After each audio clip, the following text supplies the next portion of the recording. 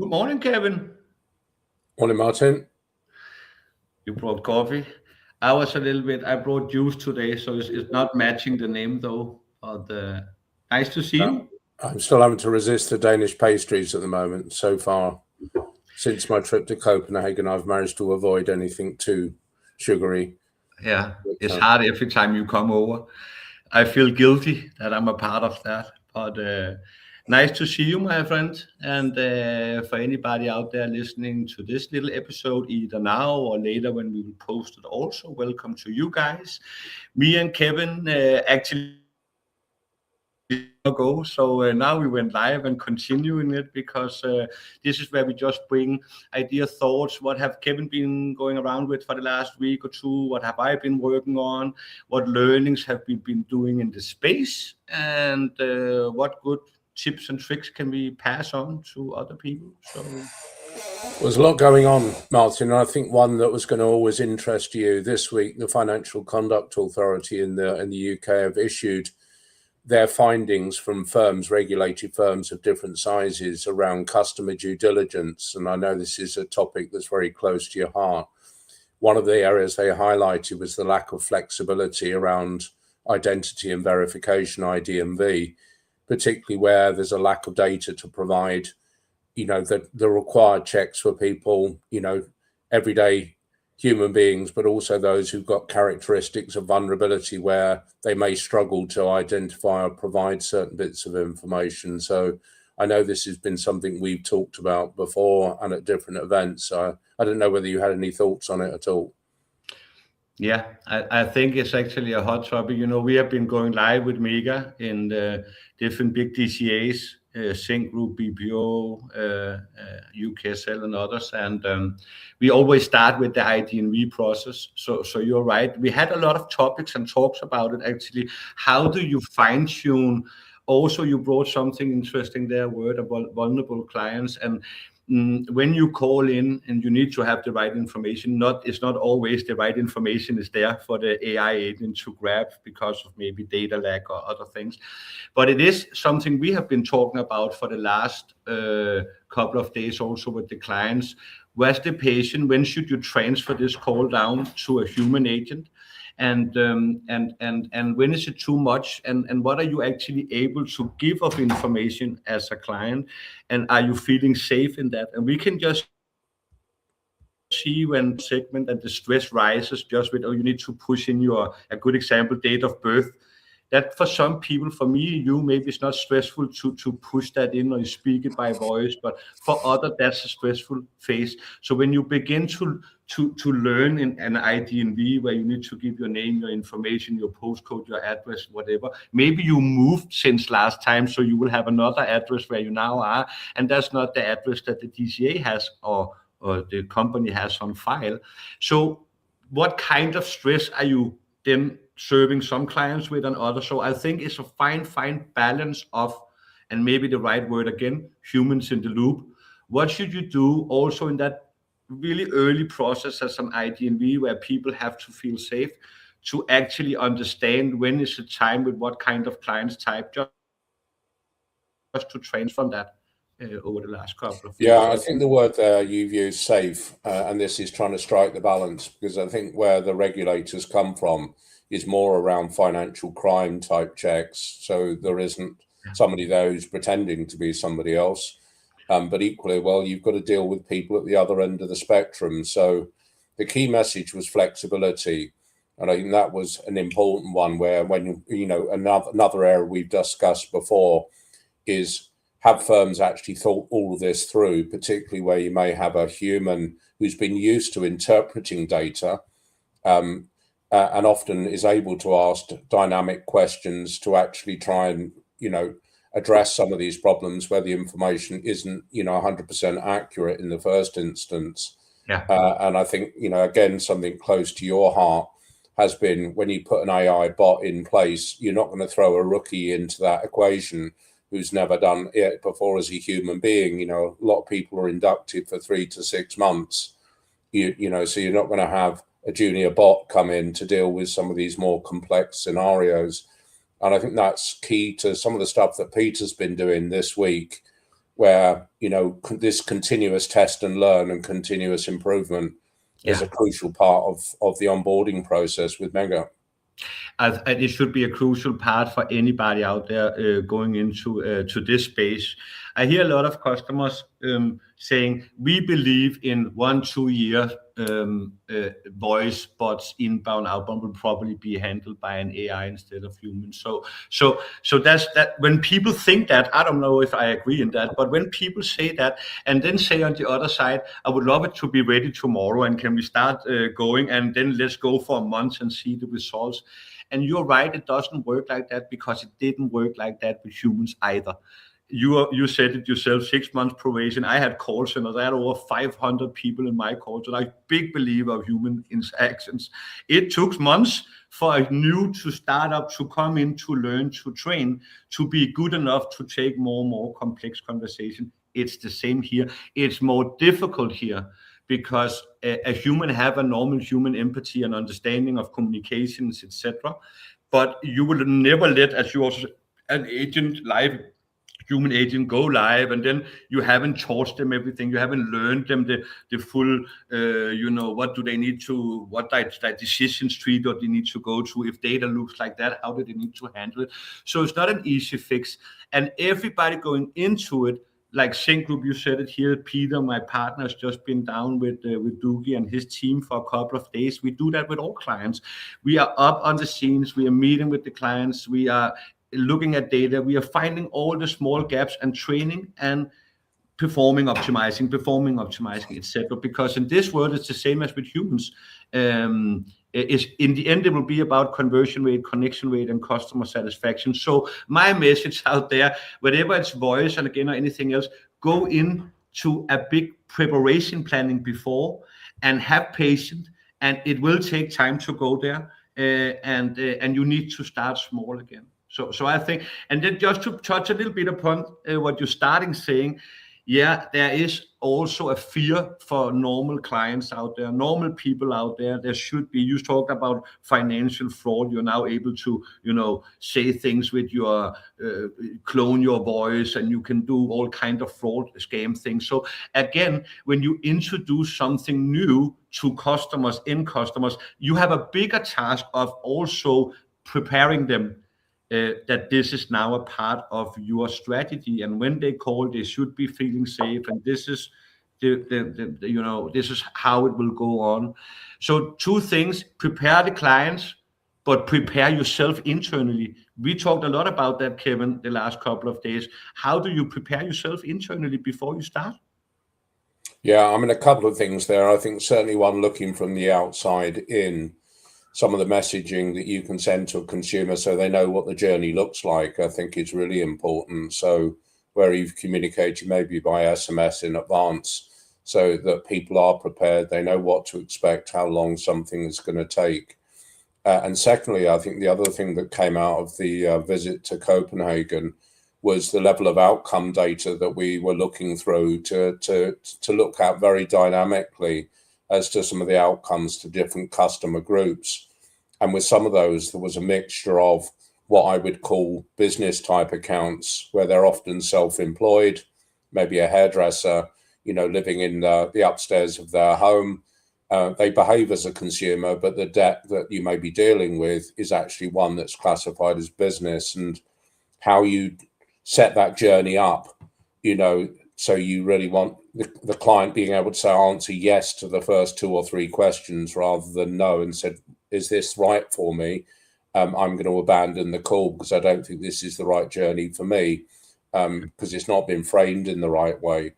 Yeah. So I think that outcome data, more than anything else, is becoming something that's crucial, not just looking at that at the segmentation level, but looking at some of the outliers, and do you build strategies around the outliers, or do you do it around some of the key journeys? When I think we identified meaningful groups when we look through that data to say, this warrants a different journey. How early can we identify it and then move it down a particular path? Yeah. And I think IDMV is just one example of that. I think we're going to find it with time to pay, things like the vulnerability assessments, where you most definitely need different journeys in place, and maybe a handoff to different specialist teams.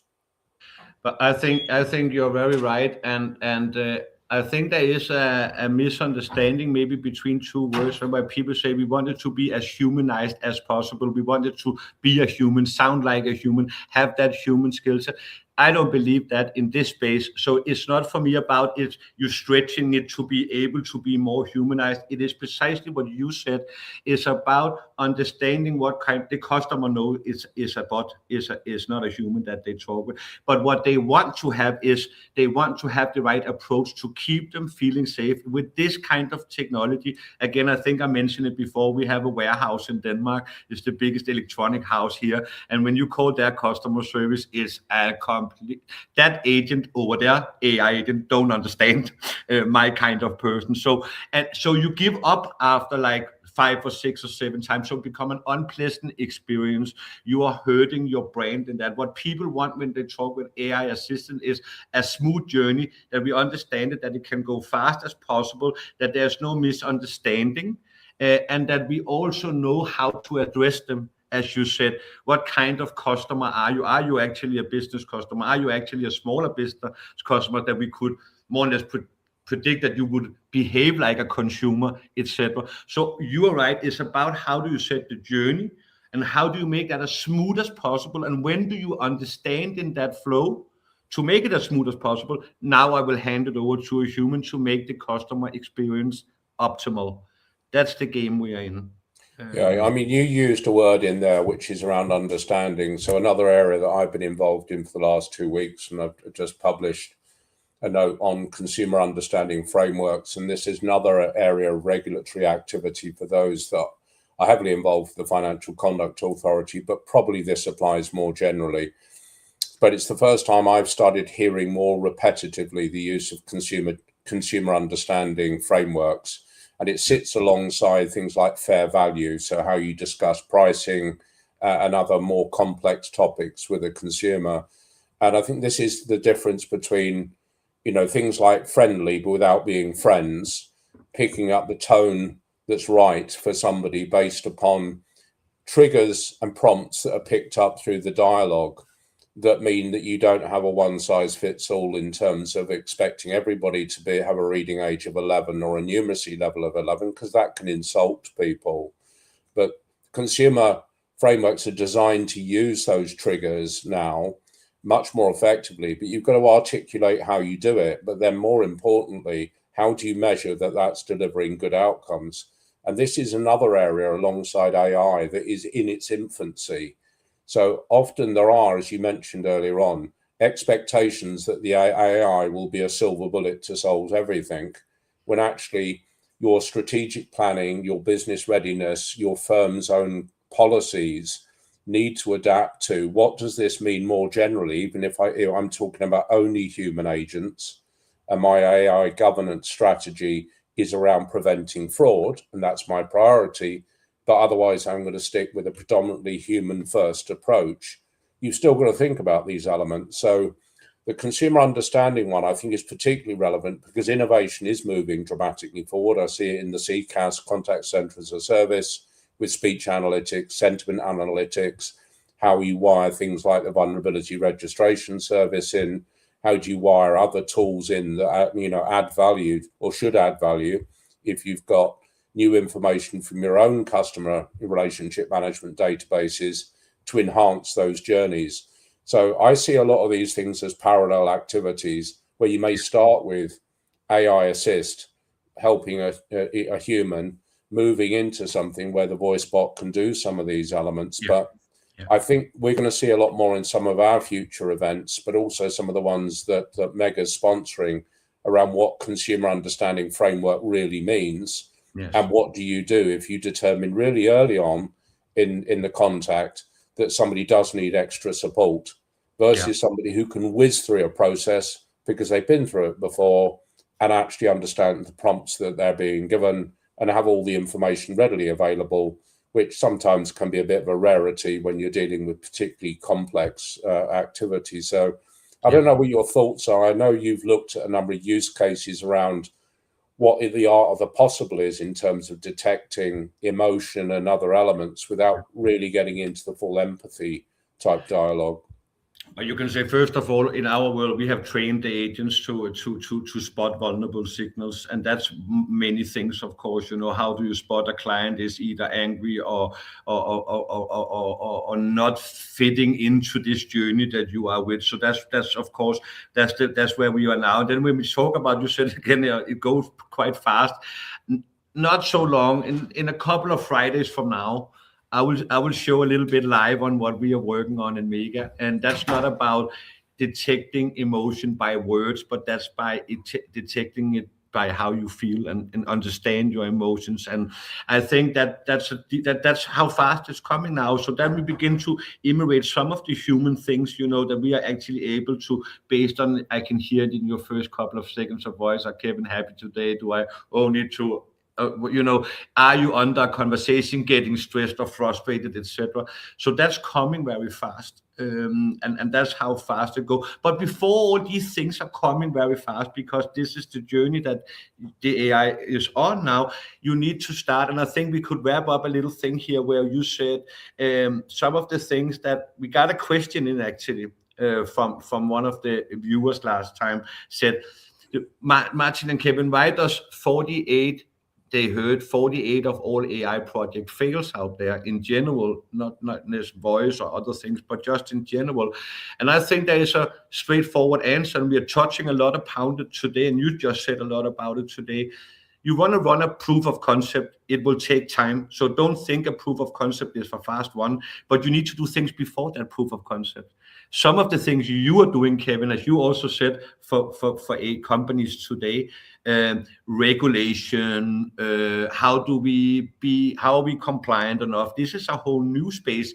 So what kind of preparation do you need to do before you start up? Even before the first call go out there, what do you need to do? You need to do preparation. You need to have a strategy. And I hate the word, let's have an AI strategy.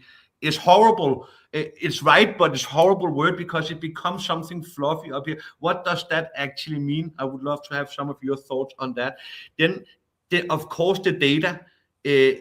AI needs to have structured data. So that's the next layer. And then there is the compliance. And then there is, when you go live, how do you make it better, as we have touched upon about. But a right strategy, Kevin, before you go in, what do you need to consider it? That has nothing to do with how does the voice and agent sounds like. When are you ready? Because I often see also when my clients starting up, then they need to have approval from their client, and they expect them to explain what is it that you are now doing. What is your good advice to people before you even go out and start this journey? I'm a very practical level, and I think we've touched on some of this beforehand, and I'll use things like the Consumer Duty Board reports. Now, first reports came out really in July 24, next reports 25, and then we're coming out to year 3 now, July 26. They should have really been a roadmap to how the board are thinking in terms of things like AI adoption. So I would have expected in July 24, many of these projects to be in the infancy, to say we're going to start thinking around what our blueprint looks like. And that's going to be influenced by regulatory activity interventions, and often as not, data requests. And it's quite clear from March, the FCA and the Information Commissioner's Office were very, very active, including joint statements around handling vulnerability and vulnerability data. So we're now at this point now where we've also got AI in financial services with a survey that some firms completed, I certainly did, which said, where are you going to be in 2030? And then alongside that, there's a series of cyber resilience and operational resilience surveys going out that said, what happens if you get attacked, which is enhanced by AI? What are your defense strategies as a minimum, even if you've got no other AI adoption thoughts in your head? What is a minimum? Now, next level of that is still, you've got the Mills review, which is saying, what happens if consumers start using your service, using AI assistants and AI agents? Are you simply going to say, I won't allow that? When you look at these usual things on the internet that says, are you a robot? And you've got to find out how many bikes or how many cars are in the picture. And, I normally fail it at least once. Now it's saying, actually, I need to embrace that, because both the ICO and the FCA are saying this is the direction of travel. Consumers, early adopters, will start using their smartphone and other tools to engage. And the next stage, going back to my consumer understanding framework, is what do you do if somebody who may have normally poor literacy or numeracy, but is backed up by their AI assistant engaging with somebody, even in debt collection? So we're already seeing in complaints. So, most, firms on this call today will have had experience of somebody who's, when you spoke to them on the phone and listened to the call, have said that person didn't seem to be very familiar with the process. Yeah. A week later, you get a letter that's written in legalese with lots of flowery language, as if they know the Data Protection Act inside out, the conc rules inside out, because they are using AI assist tools or third parties to enhance that piece. Now, that's a rather negative connotation, which is, what a lot of firms are looking at. What are the outlier activities? What's the worst case scenario?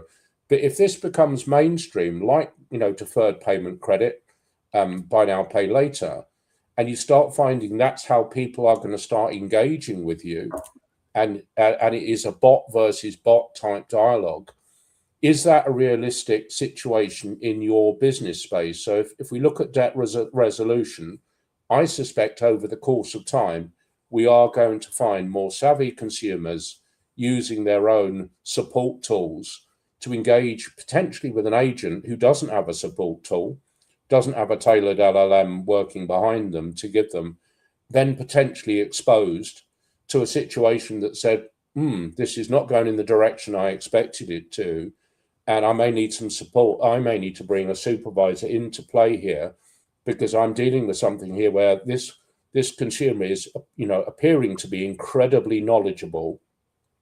And the danger there is you assume, and as a result of that, that assumption proves to be false, because it is supported, but the consumer themselves didn't actually understand some of the messaging that's coming back.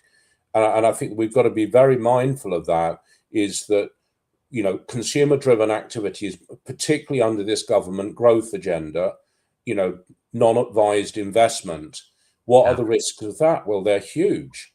And a lot of that will move into other spaces, notably debt resolution. So I think going back to this consumer understanding piece, whether it's AI or humans, there is, a big dimension that the board needs to think about, maybe risk-driven first rather than opportunity or growth-driven first.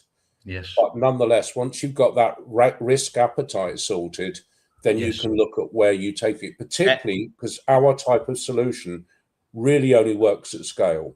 And I think it's one of the things also when people have that it goes wrong often out there with these kind of tools. If you said it there, if it's not on board level, if there was no appetite, and the appetite will not come for all the opportunities before you have clarified all the risk. When that risk is mapped out, and what do we do about it, and are we compliant enough, and is it, do we have all the guardrails up we need to do? When you are certain with that, and when you have tested that, and you have described that, that's why it's not a project. And I think one of the biggest reasons that it fails is because you have some operation people over here, they want to get going, they are just results driven, and they see it as tool. They are talking with boards and managers, CEOs, and then if it's not an alignment, and I'm seeing it very often that some decisions are up here, some are taken down here, some are taken, but actually to bring such a strategy to life, the reason it was very good over with Sync Group is a good example here. Doogie is one of the owners and been in this industry for decades now here, super skilled. But we also met with operation people. I worked with him in the 90s. Yeah, you worked with him in the 90s, but his operation people, they are skilled also. They sit down in, they are sitting day to day. So they see other things, they understand other things, also risk-related things, pros and cons, and etc.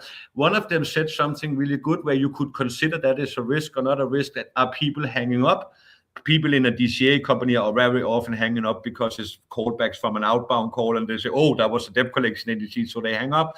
One thing is, but is that then positive or good? Did you measure it before? And what's happening now? And so you need to understand that also. What is the what is the dynamic of what was it before, what is it now? And then there was a good thing based on that. There's coming a lot. So one of the positive things, the operation manager said, oh, but now the agent don't get all the hang-ups because the AI will take the hang-ups. So my agents normally had took the phone, 3 hang-ups in a row, then 1 customer. That was so normal. They don't get that anymore. So that's a huge benefit of an operational perspective. The reason is if it's not communicated up to top level that this is the strategy, this is the income outcome. I think on this, Martin, so if again we put AI to one side, I do a lot of work in quality assurance frameworks, and I think we concluded probably 2 years ago that doing 4 agent reviews per month was never going to be statistically valid, never gave the board the assurance that are you picking up consumer detriment or poor outcomes. Now that world has moved on, and there are many firms now that we work with, and you've mentioned a couple today, that have moved to hugely scaled quality assurance frameworks, but they're also the extension of the journey. So the hang up part, although it may have not got to a human being before, is now part of the journey. And you've got to identify what, was it the IVR system that was the weak part of it? Where are the abandonment rates? So the big part of this consumer understanding framework is looking at when somebody goes onto a website, for example, in the onboarding process, where do they abandon the journey? Is it on the 3rd click, 4th click? Similarly, when they come into an engagement strategy, how early do they abandon? Are you measuring that? And then when you look at the journey holistically, so some of the tooling now that we're looking at that's probably been deployed for AI, but should be deployed for all journeys through all touch points. QA frameworks are becoming important because one of the issues I've covered in my paper is QA, and this is something that I think you discussed with Fornet recently with Tracy, are you a bit like a school teacher? Are you trying to go and find fault deliberately, or are you trying to turn this round on the test and learn so that there is continuous improvement, which is something that's built into our mantra for the AI? You need to do it across the board that says, we have found these areas where there are potential poor outcomes, and the consequence of getting this right is quite huge if you fix some of those bits in it. But it only comes if you've got that holistic view and can present that to the board, rather than saying, I did my quota of QA last month, everybody scored 85% because I cherry picked the cases, rather than actually now I'm doing it on a risk basis and I have the ability to look across the whole universe. I love it. And you're right, it's a project. And with the 2 minutes back on LinkedIn Live here, this wonderful Friday, I will just say again, I remember the old days when I started in the business calling outbound. We had a phone book in front of us and a telephone like this. And when we went to dialer systems and went to that journey, it was a long process, but it began early. You need to develop like that. And this is the same here. The last couple of good advice, and again, answer to the question, why does most AI project fails out there? Because you're doing a short POC with somebody, you think it's easy to do. It's just plug and play. It's not with your humans either. You need to prepare yourself. You need to have potential, if you don't have it in-house, consultants around you that set your strategy, that takes it from production up to the board, down to the customer. How do you communicate to customer? I think that's important, Martin. I think, some of the work you're doing globally around here with firms that are able to get access to the board to talk about this, where it sits, because you can't get away. AI governance is a mainstream activity. A year ago, you did not see all the activity you do on LinkedIn and elsewhere around this. Yeah. So just one last plug while we got a minute late. We've got a lot going on before we do the next LinkedIn Live. Mega is a sponsor for the Affordability Summit that Chris Warburton and I are running next Tuesday. Really good event. Over 85 people come into that. Then we're doing Innovation South next Thursday. Again, difficult sector there, local authorities dealing with enforcement. Together with Cell Solutions. Yeah, absolutely. And then the week after that, we're doing another event with Civia, the civil enforcement trade body, and the Enforcement Conduct Board. I think you're presenting, and I'm on a panel with some of the other trade bodies on that, before we go into the Vulnerability Registration Service event in the beginning of May. So there's a lot coming up on it before we even get into the future events at the moment. So lots of opportunity to talk about some of these points we've covered today. Lots of opportunities. Thank you for a good talk again. Let's deep more into it next Friday. One more time for everybody's watching out there now or later. Have a wonderful rest Friday and a great weekend, and hope to see you at one of our events or on LinkedIn Live next Friday. Thanks a lot.